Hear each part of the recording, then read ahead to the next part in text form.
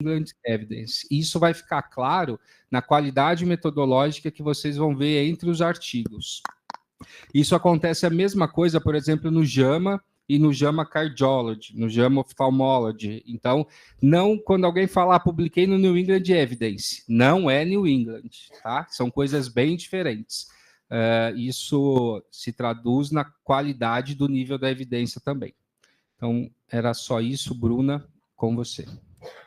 Boa tarde, gente, tudo bem? Eu sou a Bruna, sou fisioterapeuta aqui do INCOR e hoje eu vim fazer uma análise crítica de um artigo científico.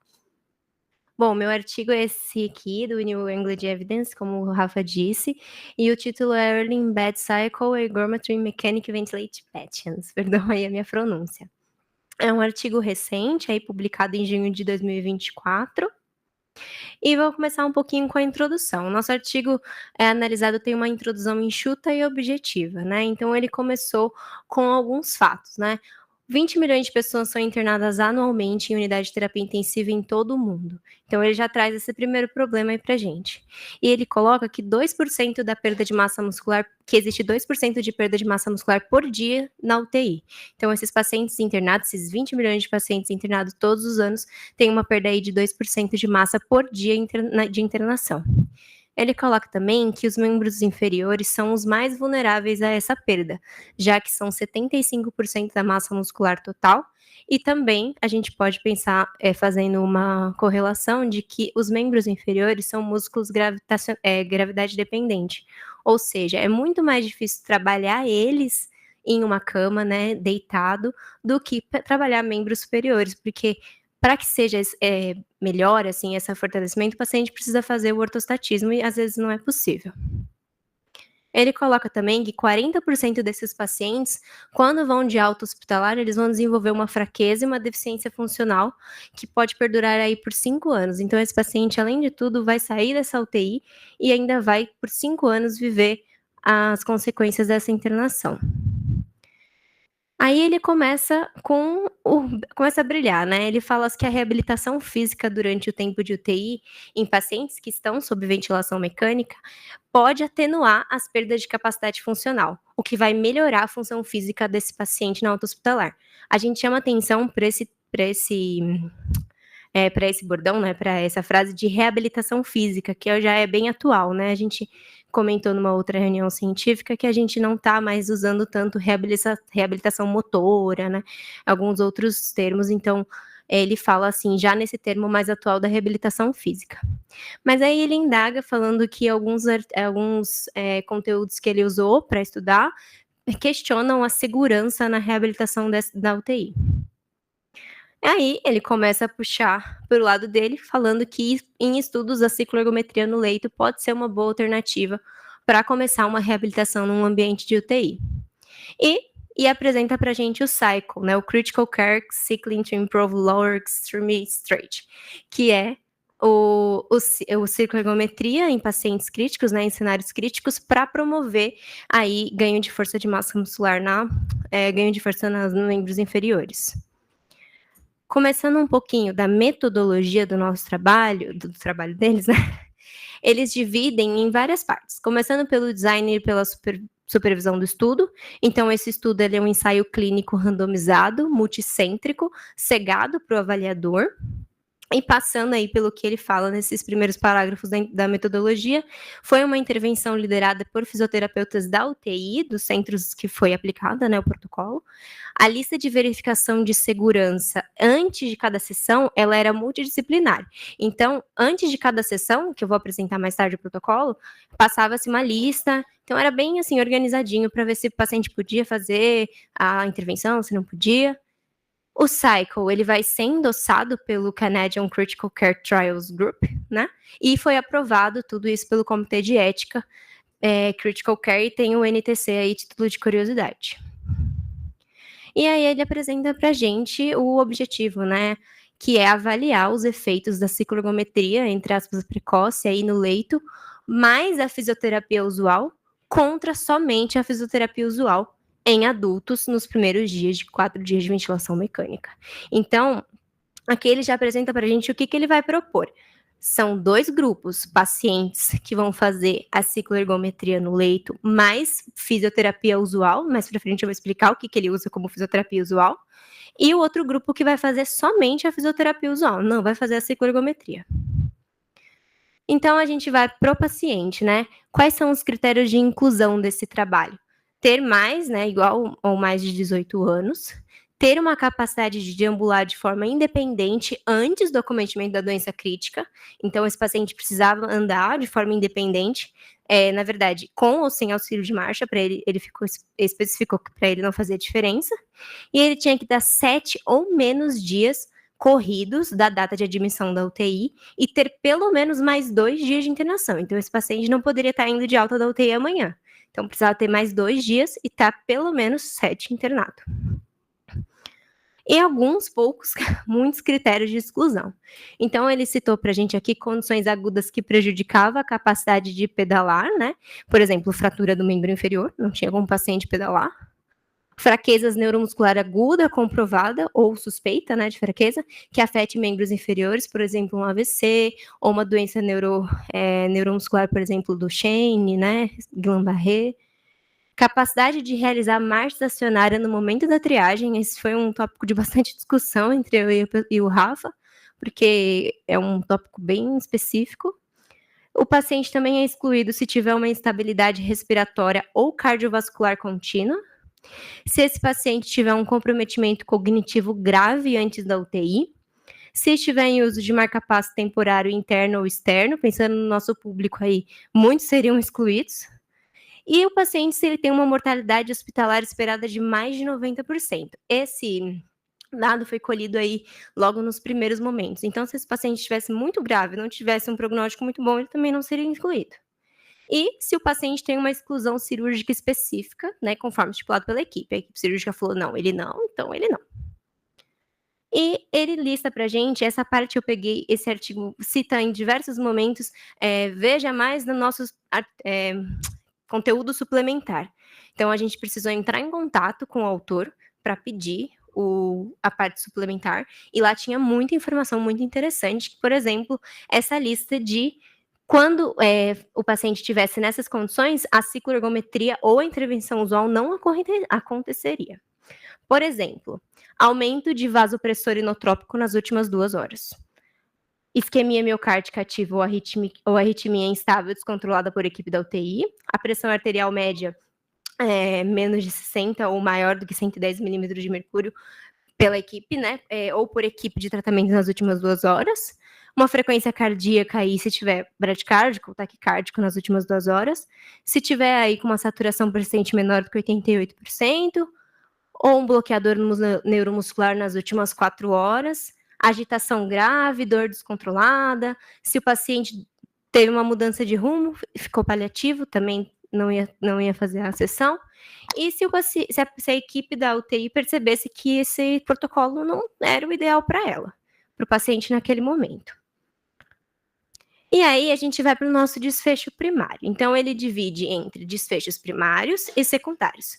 O primário vai ser baseado no teste de função física para pontuação na UTI, que a gente apelidou de PFI-TS. Ele foi um teste validado, a gente colocou até o artigo que o artigo em si usou de referência, e ele é um teste que vai conter as seguintes avaliações.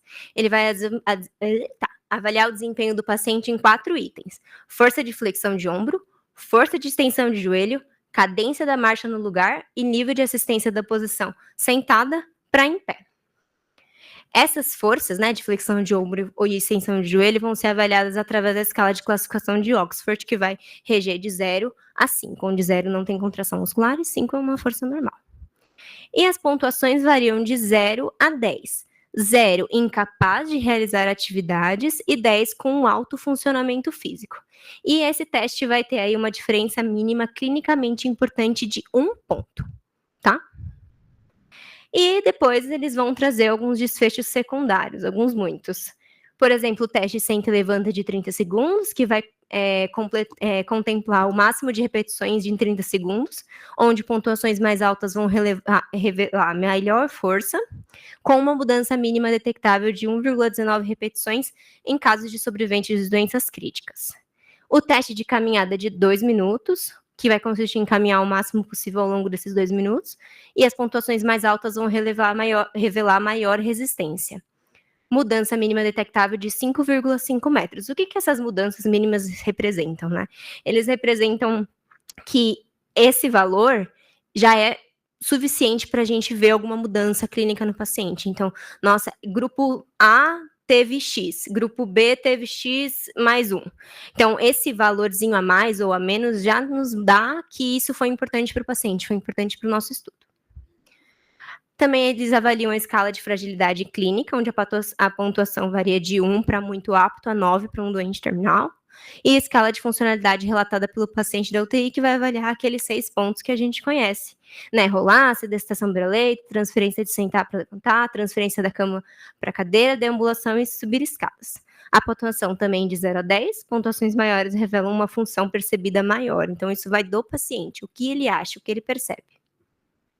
E também ele se baseou em alguns resultados clínicos, como, por exemplo, duração de ventilação mecânica, tempo de permanência na UTI, tempo de internação hospitalar, e mortalidade na UTI e mortalidade hospitalar. E algumas outras questões mais psicológicas, então algumas escalas de depressão e ansiedade, escala de atividades de vida diária, que o paciente relatou após esses períodos. E também ele nos dá alguns eventos adversos. Ele colocou e separou entre graves e os que ele não considerou graves. Os graves foram extubação não planejada, parada cardíaca e cair de joelho durante as atividades usuais de fisioterapia e reabilitação. Então, queda de joelhos, parada cardíaca e extubação. E agora a gente vai para randomização e tratamento. Então, foi uma alocação oculta, com uma randomização bloqueada e estratificada por centro e idade. 65 anos ou menor do que 65 anos, tá? E agora a gente vai para o que é a fisioterapia usual. Esse primeiro grupo da fisioterapia usual, eles vão realizar essa fisioterapia, realizam atividades individualizadas com base no estado de alerta do paciente, que podia incluir exercícios que visavam aumentar a amplitude de movimento ou força, né, sendo ativos ou passivos, e assim como mobilidade dentro e fora do leito, deambulação e a fisioterapia respiratória, né, como desobstrução de vias aéreas, aspiração, entre outras coisas, né? E o nosso outro grupo vai ser o Embed Cycle, mais usa o PT, que é a fisioterapia usual, que vão ser o seguinte, vão iniciar 30 minutos de cicloergometria em dias úteis, então esse protocolo foi de segunda a sexta, aí, nos primeiros 4 dias de ventilação mecânica, mesmo enquanto recebiam infusões sedativas. Então, tinham pacientes que não estavam acordados, então podia ser ativa ou passiva essa cicloergometria. Foi planejado que o paciente realizasse ativamente o cicloergômetro em membros inferiores pelo maior tempo possível, mas quem determina é o paciente. Então, foi planejado que fosse ativo, nem sempre acontece. E foi planejado que seriam 30 minutos, mas o paciente determina o tempo que ele fosse fazer. O ciclo foi oferecido ao paciente, então esse aparelho foi oferecido ao paciente, assim como a fisioterapia convencional, que ele chama de usual em alguns momentos, até a sua alta da UTI, ou no máximo 28 dias, tá? Ou também quando ele conseguisse realizar 2 dias consecutivos de marcha estacionária. Então, eles interrompiam o tratamento 28 dias, alta da UTI, ou quando conseguisse fazer marcha estacionária por 2 dias consecutivos. E a gente vai agora rapidamente passar pela análise estatística desse artigo. Então, ele dá aí uma página inteira sobre como ele calculou essa mudança mínima, esse ponto, uma parte muito interessante. Então, rapidamente, para falar como ele calculou o cálculo amostral, como ele fez o cálculo amostral. Então, para detectar esse 1 ponto de diferença entre os grupos da PFITS, né, a pontuação, para ter um poder de 90% de 0,05, foram necessários 266 pacientes. Então, ele calculou que para ter esse 1 ponto de diferença, foram necessários 266 pacientes. Então, ele falou, eu preciso desse número, desse N, para que tenha essa diferença. E ele calculou também, já deixou ali especificado, que a amostra final ia contemplar 35% de possíveis perdas por óbito. Para calcular o nosso desfecho primário, eles utilizaram um teste T independente para fazer a diferenciação entre grupos para uma distribuição normal. Então, a análise estatística a gente tem diferença entre distribuições normais e anormais. O desfecho primário, como eram entre dois grupos, era uma distribuição normal, ele usou o teste T independente, que é o mais utilizado. Ele realizou uma regressão linear ajustada para a idade, 65 ou maior do que 65, para dados contínuos. Regressão logística para dados binários, sim ou não, né? E uma análise de sensibilidade para poder provar tudo isso aí. No desfecho secundário, foi uma regressão linear e realizado um teste de Wilcox Rank Sum Test para distribuição não normal, né? Uma análise não normal. Geralmente a gente utiliza aquele outro, a gente não, né? Eles utilizam aquele outro Mann-Whitney, mas nesse caso ele utilizou esse daí, ele não explicou por quê. E os resultados apresentados foram apresentados em média, com desvio padrão, ou mediana, com intervalo interquantil, e frequência absoluta e relativa. Aqui tem a tabela da randomização do tratamento, então acho que ficou um pouquinho ruim de enxergar. A princípio, eram 6.069 pacientes elegíveis para o estudo. Desses, achei. Desses, 5.706 foram excluídos por diversos critérios. A maior parte deles por acometimento neuromuscular ou passou dos 4 dias de ventilação mecânica. Então, o protocolo precisava ser iniciado nos primeiros 4 dias de ventilação mecânica. E também pacientes que tinham uma mortalidade esperada maior do que 90%.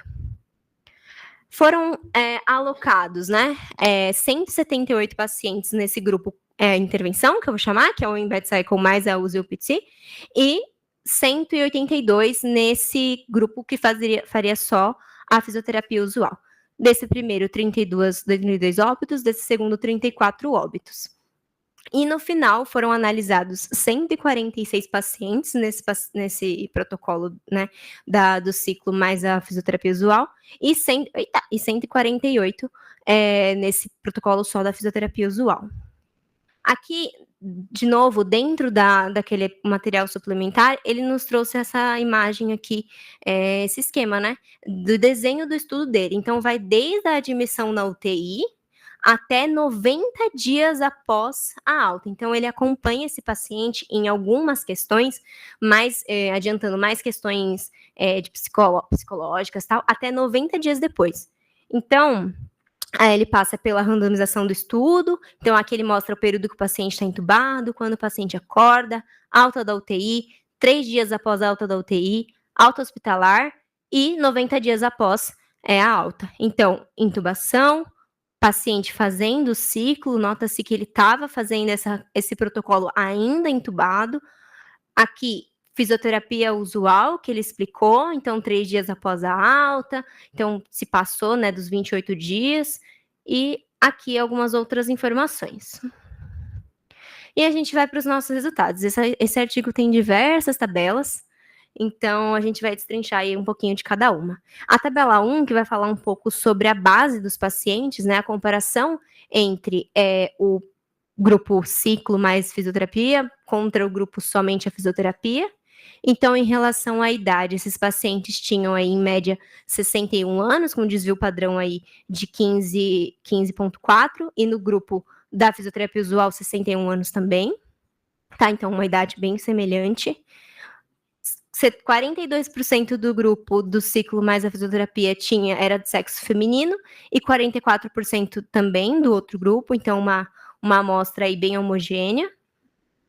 Em relação à parte 2, que é SCORE, que é em relação a prognóstico de mortalidade, gravidade, que foi medido nas primeiras 24 horas de internação, esses pacientes estavam mais ou menos na mesma linha. Então, o primeiro tinha uma média aí de 24,8 de pontuação, um desvio padrão de 8,9, e o outro tinha 23,1. Então, eles estavam mais ou menos na mesma linha de gravidade.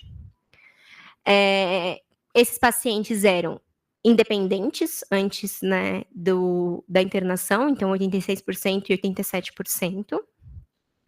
E a causa da admissão deles na UTI, em relação a causas médicas, né, cerca de 89%, e no outro 89% também, bem igual. E em relação a causas cirúrgicas, bem igual também. Então, não teve uma discrepância. Esse grupo tinha mais paciente cirúrgico, esse grupo tinha mais paciente clínico. Em relação também a motivo de internação, a única diferença que a gente encontrou aí um pouquinho maior, que não é nada também tão relevante, foi causas neurológicas. Esse grupo aí da cicloergometria mais a fisioterapia usual tinha aí 4%, e no outro 8,8% da fisioterapia usual, e questões metabólicas, que o grupo da ciclo tinha um pouquinho a mais do que o grupo da fisioterapia usual.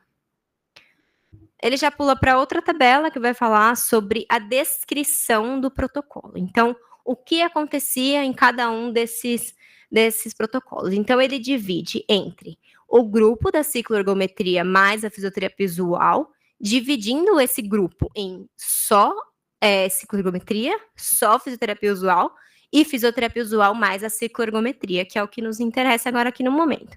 E o outro grupo, que é o controle, né, que é só a fisioterapia usual. Então, pacientes que receberam pelo menos uma sessão foram 158 no grupo intervenção, né? Com 88% do grupo recebeu pelo menos uma das intervenções, e no outro 94%. A média da data de ventilação mecânica, então do começo da ventilação mecânica para começar a intervenção, foi bem homogênea também. Cerca do segundo dia de ventilação mecânica, o paciente começou a intervenção, e no outro grupo também. Em relação à duração da sessão, a parte que tinha o ciclo foi um pouco mais demorado, o que faz sentido, porque tem uma coisa a mais a ser feita do que o outro grupo. E em relação à fisioterapia usual, o que consistia? Então, ele destrincha aqui para a gente fisioterapia respiratória, exercícios passivo assistidos, treinamento de força, rolar na cama, sedestar beira-leito, caminhada, escadas. Então, ele coloca algumas outras coisas. Por exemplo, fisioterapia respiratória. 40% desses pacientes receberam, em 40% dos dias esses pacientes receberam fisioterapia respiratória, e no outro 46%, sempre mostrando que foi bem assim, bem homogêneo, bem igualzinho. Por exemplo, aqui, só para a título de curiosidade, transferência da poltrona, que é uma coisa que a gente faz muito aqui no serviço, né? Colocar o paciente na poltrona. No grupo da cicloergometria, cerca de 22%, né? E no outro grupo, cerca de 23%. Então, foi uma coisa bem parecida. Não é que o ciclo tirou as outras coisas, né? O Rafael estava explicando quando a gente estava destrinçando o artigo. Por que é muito interessante? Ele quis partir da mesma linha de base. Então, não é que o paciente do ciclo está fazendo só o ciclo. Não, ambos estão tendo o mesmo tratamento, mas o paciente do ciclo está fazendo a mais o ciclo.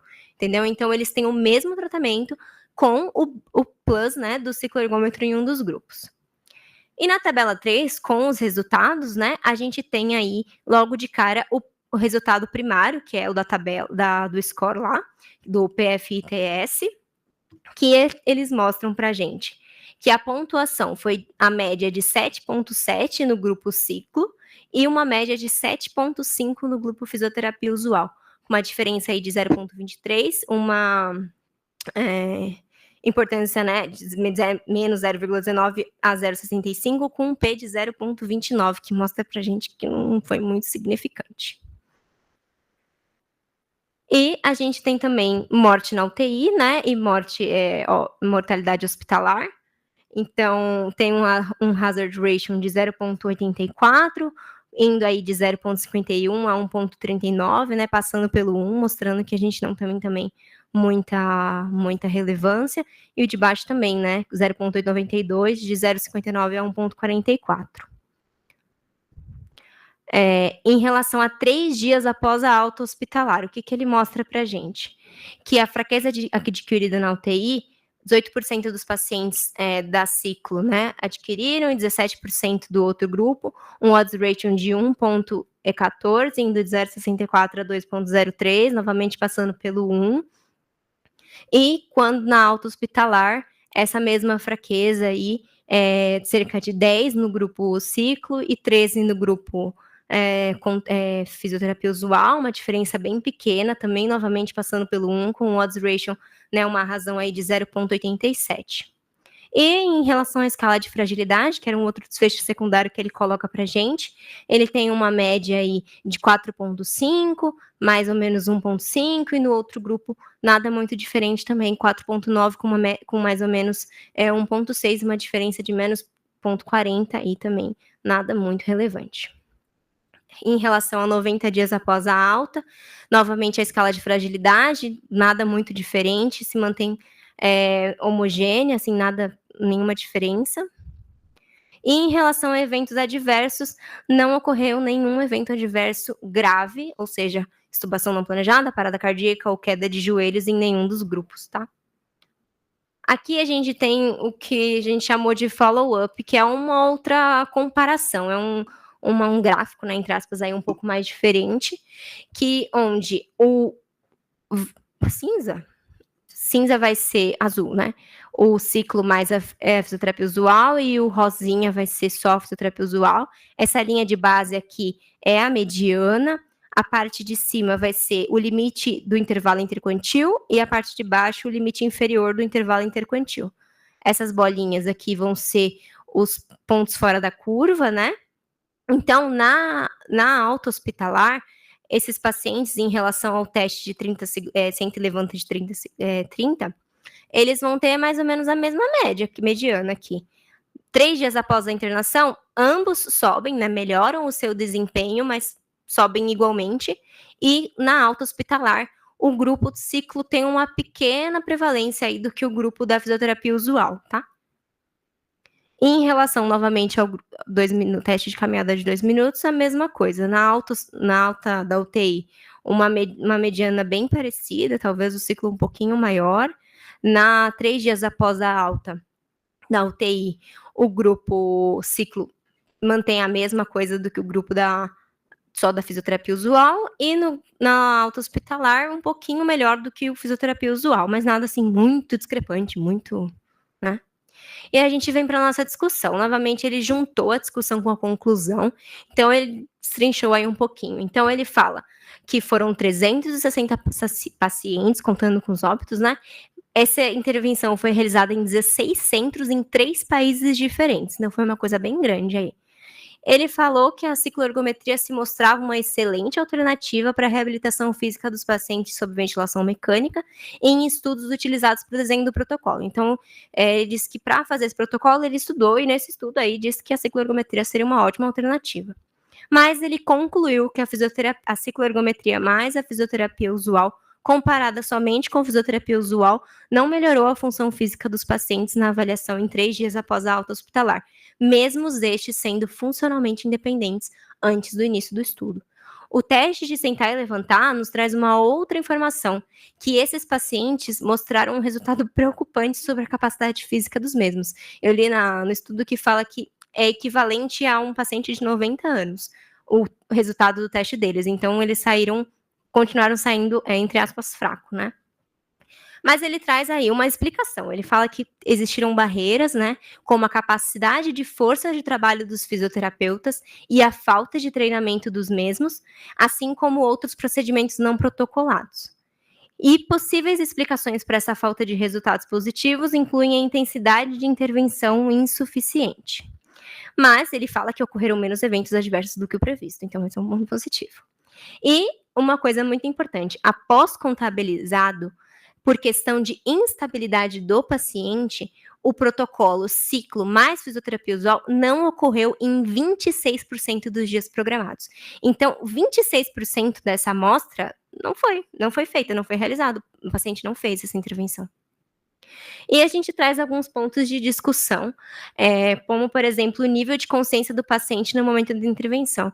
Então, ele mesmo disse que esse paciente estava fazendo enquanto recebia sedação. Então, que exercício que ele estava fazendo? Então, qual era o nível de consciência dele? Qual era o nível de participação? O curto período de internação na UTI de ventilação mecânica. 4 dias de ventilação mecânica são 4 dias de ventilação mecânica, mas, assim, para que a gente tenha uma perda absurda para que tenha esse resultado, talvez precisasse aí de mais tempo. E perda de 1/4 das sessões programadas. Então, novamente, desses 26% aí, será que essas sessões que foram perdidas seriam o suficiente para trazer um resultado? A condição da população avaliada. Então, esses pacientes foram ambulatoriais antes, eles eram funcionalmente independentes, eles não tinham nenhuma doença prévia, assim, que chamasse atenção.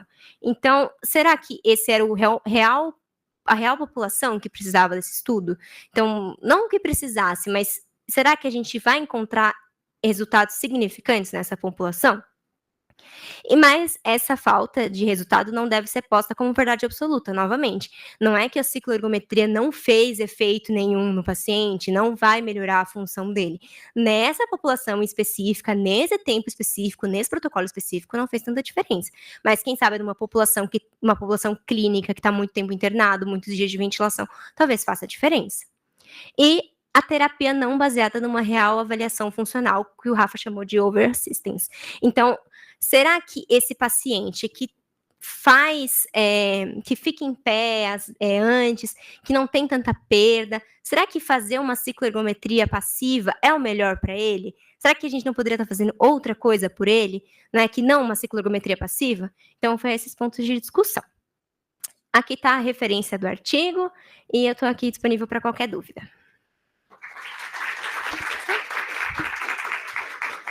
Parabéns, Bruna, pela excelente exposição. E agora a gente abre para perguntas. Fiquem à vontade. É um tema que dá bastante discussão aí.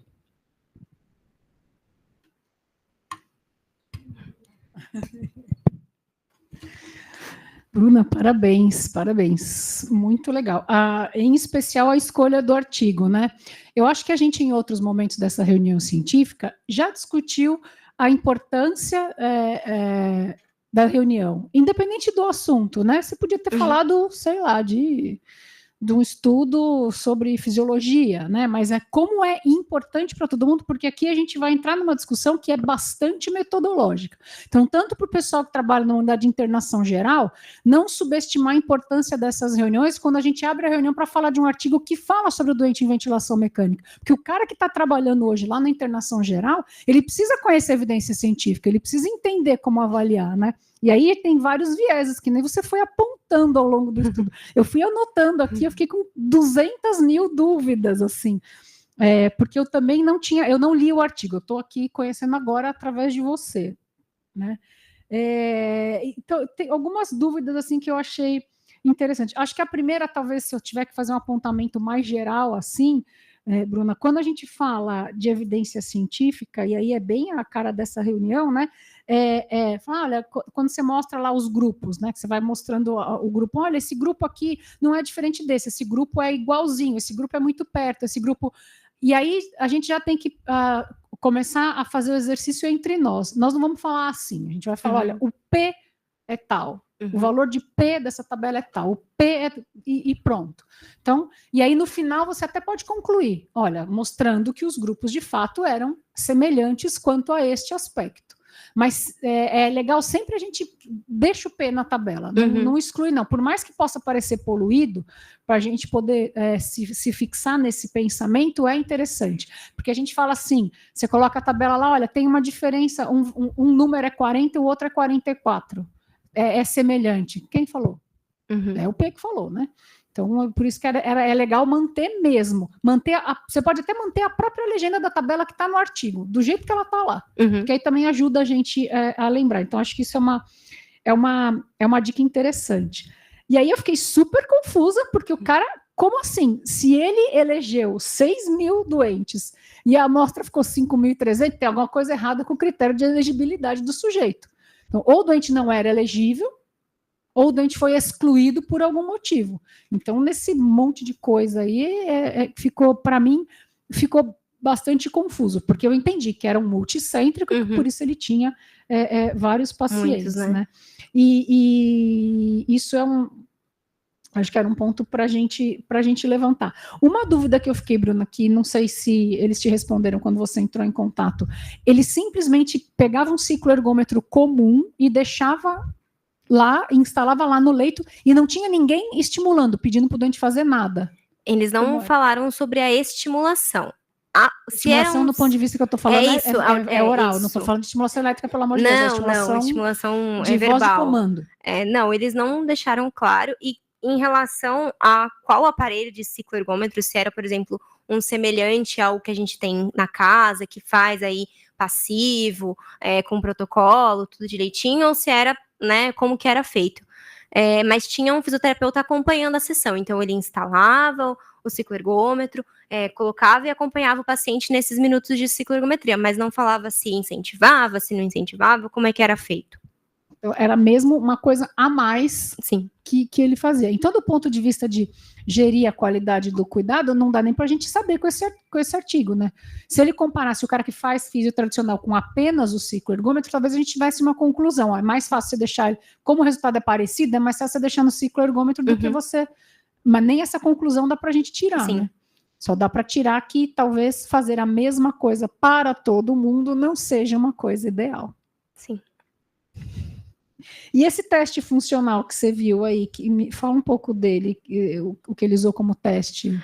Então, confesso para vocês que eu não tinha conhecimento desse teste antes desse artigo. Pareceu um teste que vai mexer mesmo com a função física, então são 4 pontos de fácil avaliação, né? Força de flexão de ombro, força de extensão de joelho, dá para fazer com o paciente, né, essas 2 primeiras etapas com o paciente deitado, né, por exemplo, talvez a extensão de joelho seja mais difícil.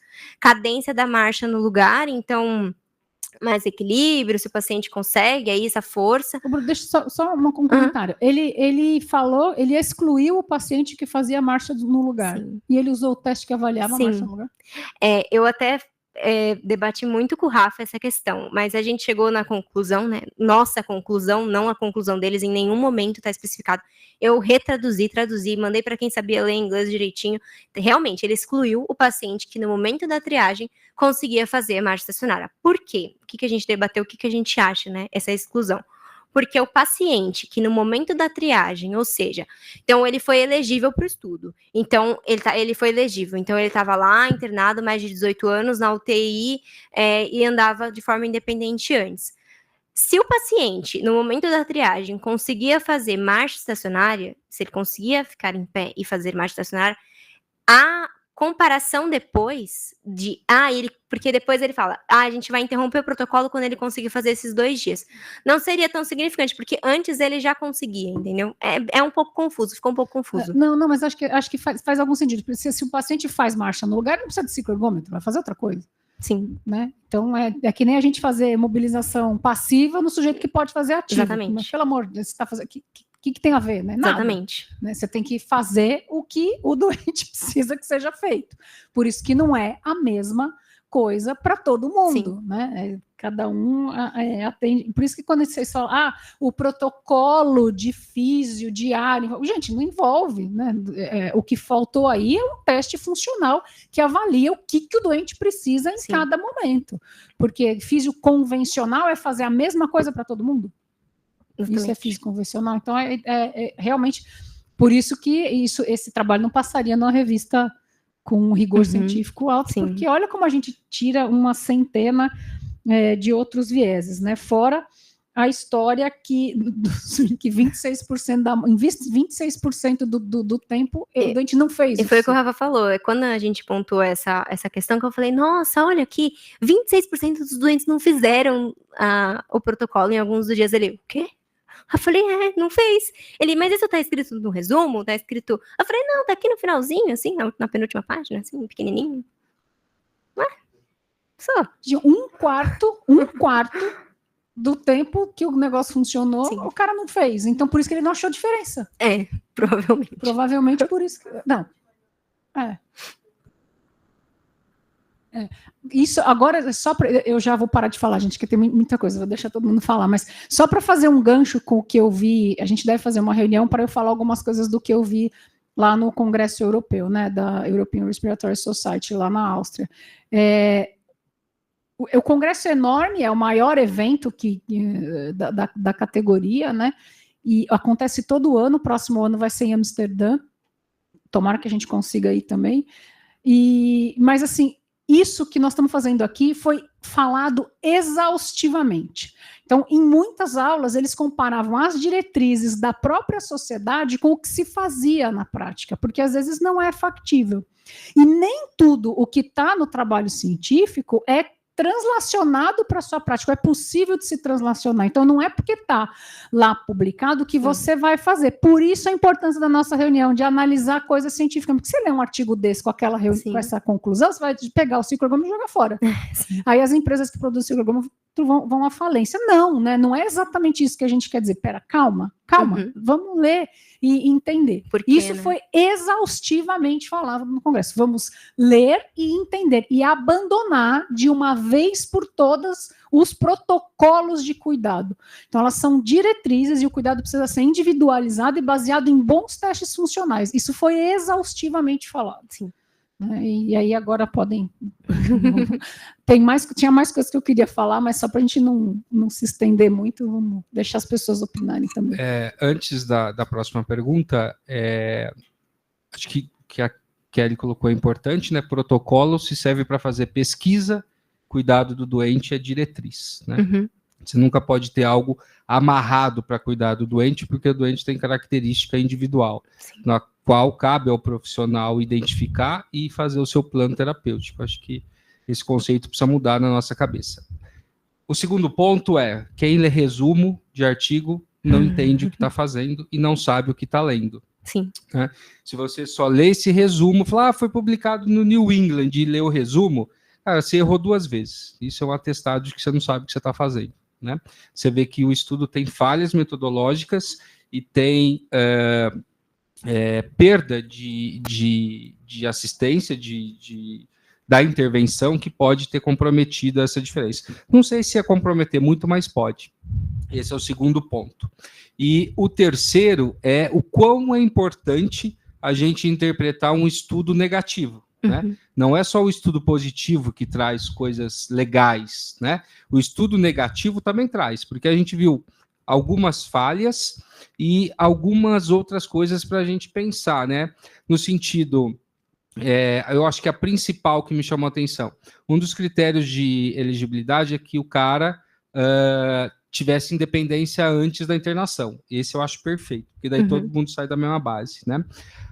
Agora, talvez o tempo de protocolo foi pouco, talvez a população não foi a melhor escolhida, não ficou muito claro se essa cicloergometria, quantos por cento foi passivo, tinha lá, mas é muito vago, sim, quantos por cento foi passivo, quantos foram ativos. Eu acho que essa análise teria que ser um pouco diferenciada, e a questão que muitas vezes a gente acaba fazendo na prática é o de overassistance, no sentido de qual é o objetivo de eu ir lá na UTI, num paciente que está há 2 dias internados em ventilação mecânica, fazer uma cicloergometria. Um dia, 25 não, mais um dia sim, mais 30 não, 2 sim, mais 55 não, sem um plano terapêutico. Sim.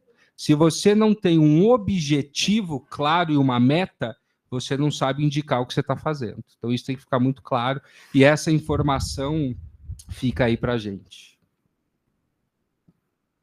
Só fazendo um gancho aí ao que a Kelly falou, né, de congressos recentes, né, nós estivemos agora no suporte neuroavançado Experience, e se falou muito em essa de dose individualizada, né?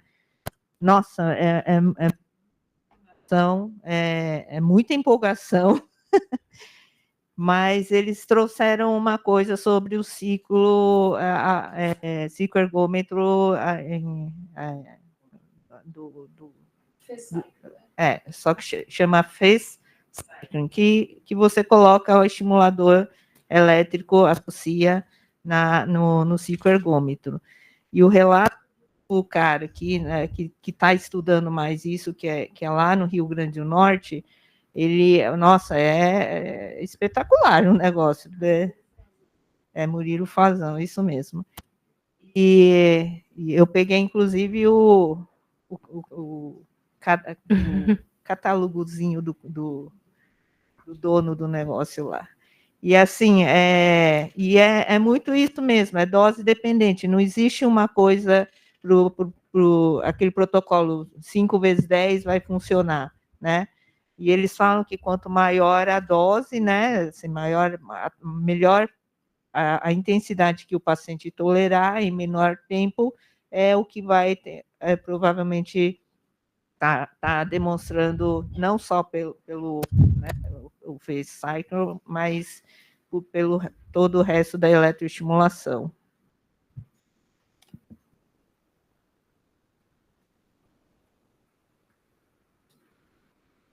Eu também acho o phase cycling uma ideia sensacional até ter dado.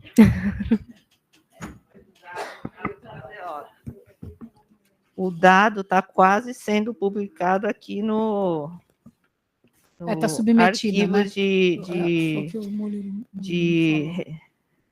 De novo, gente, é para uma população específica, né? É para uma população específica. É, assim, a ideia é fantástica. A ideia é muito boa. É muito boa. Agora a gente precisa ver, por exemplo, eu tenho quase a impressão que a gente tem aqui, nesse cenário desse trabalho, se fosse não só a cicloergometria, mas um phase cycling, que é uma coisa completamente diferente, né? Faria sentido. E aí talvez faria sentido um terceiro trabalho que comparasse o phase cycling com a eletroestimulação sem o cycling, né? Só a eletroestimulação. Também é outra coisa. Tem mil ideias aqui. Mas é o que o Rafael citou agora. A plausibilidade nos parece muito boa. E a gente tem que pensar também num terceiro ponto aí para o phase cycling do ponto de vista prático, né? A gente não tem como cobrar isso, e o equipamento custa muito caro. É basicamente um motomed com eletroestimulador associado. Custa muito dinheiro. A motomed comercializa, isso. Esse equipamento que o Murilo fala, ele é mais barato do que o que a motomed... Isso, é menos robusto, ele é mais fácil de carregar, ele tem melhorias em relação ao motomed, e tem muitos canais de eletroestimulação, acho que mais do que o Recare, se não me engano. E é um equipamento nacional que para a gente significaria uma coisa, um custo... Eu achei que era, na época, quando eu vi lá no Cifir, eu achei que era mais canais do que o Recare. O Guilherme está aqui me chamando a atenção que acha que não, que são menos canais do que o Recare. Eu estou talvez com a impressão errada mesmo. É que parece uma parafernália, sabe? Aquele monte de cabo. Mas é uma ideia interessante. Vocês têm toda a razão, é uma ideia interessante. Só trazendo, né, essa questão do que utilizar, do que não utilizar, né? Eu acho que eu estava lendo uma meta-análise sobre a utilização exatamente da eletroestimulação na UTI em comparação com o cuidado usual. E quando você compara os dois, né, o cuidado usual e a eletroestimulação, um separado do outro, eles não têm diferença entre si, mas a associação deles se demonstra muito mais eficaz do que não ter o cuidado do fisioterapeuta.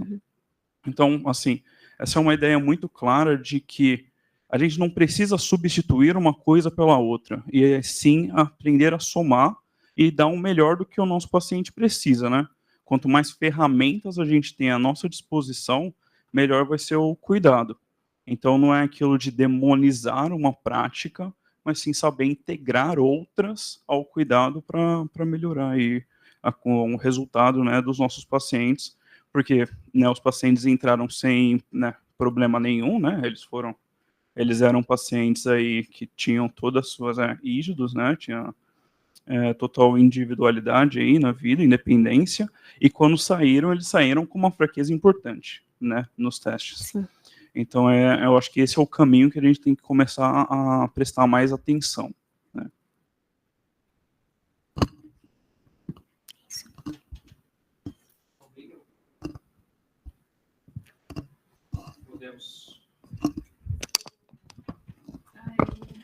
Alguém que está online queria fazer alguma pergunta sobre esse artigo? Ok. Então, dando prosseguimento, muito obrigada, Bruna, por ter aceitado esse convite. Agora nós temos a nossa fisioterapeuta Rafaela Neri, só um minuto que a gente vai trocar a apresentação. E só dando um recado para o pessoal que está online, vai precisar do certificado, ao final dessa aula a gente vai disponibilizar ele no chat, tá bom? Um link no chat para quem precisar de certificado.